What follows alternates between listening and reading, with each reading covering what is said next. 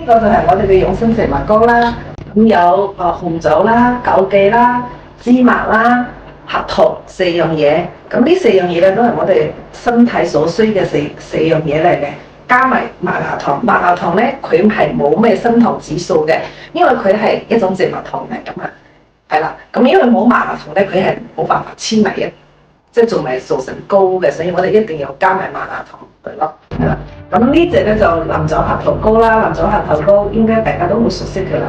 咁就藍藻對我哋女性啊嗰啲都身體非常之好嘅，又係加埋嗰個核桃咯。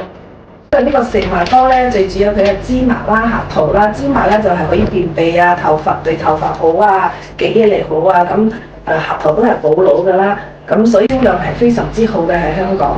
公子會我哋曾經銷量到係冇貨嘅中途，係啦。咁所以咧，大家不妨咧買一包試下啦。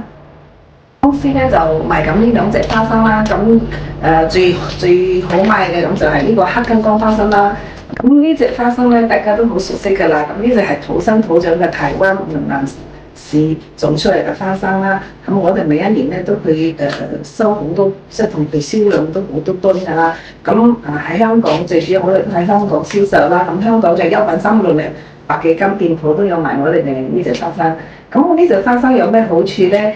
佢就即係講有豐富嘅硒元素啦，咁硒元素大家可以係網上查下啦，咁都預防腫瘤啊，或者係咁對頭髮啊，對眼部有豐富嘅花青素啦，豐富嘅花青素咧，咁佢就對眼睛係非常之好嘅，係啦。咁食落去之餘咧，佢仲有我哋呢隻花生咧，咁佢就唔係即係炒得卜卜脆咁樣嘅，即係焗得卜卜脆，因為我哋係經過即係啲研究，咁俾佢留咗少少嘅水分喺入邊咧，咁食落去之後咧，佢有少少甘甜味，又冇咁熱氣。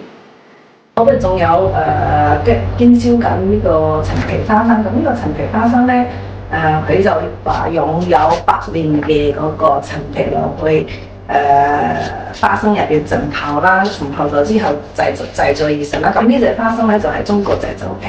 咁因為大家都知道陳皮都係中國嘅最好㗎啦，咁呢個食落去咧，佢都係好香嘅，同埋嗰啲淡淡嘅陳皮味。咁入邊我哋都加咗啲陳皮，入邊啲陳皮咧，我哋可以攞嚟泡水飲嘅。